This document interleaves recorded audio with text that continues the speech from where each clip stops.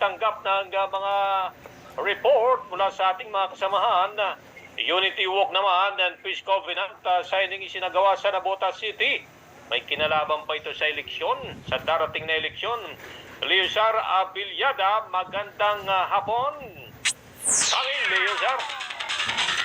Sa pagtutulungan ng iba't ibang sektor at organisasyon ay payapang naisagawa ang Unity Walk and Peace Covenant ng mga tumatakbong kandidato para sa Barangay at SK Election 2023 sa Navotas Sports Complex kahapon.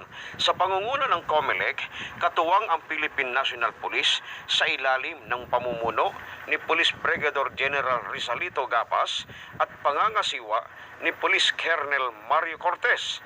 Nakiisa ang mga kandidato para sa halalan sa Oktubre at 30 kung saan sama-samang naglakad kasabay ang COMELEC, PPCRB, PNP, BFP, AFP, various stakeholders, force multipliers at iba pa upang lumagda sa kasunduan para sa payapang eleksyon. Tinalakay din ang mga regulasyon ng COMELEC tulad ng vote buying at vote selling na mahigpit na ipinagbabawal ng batas. Layunin ng aktibidad na magkaroon ng malinis, tapat at payapang eleksyon.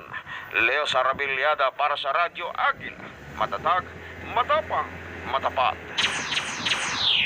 Maraming salamat, Kuyang Leo Sar, sa report po na yan. Yan nababanggit po natin ang update natin sa iba't ibang lugar.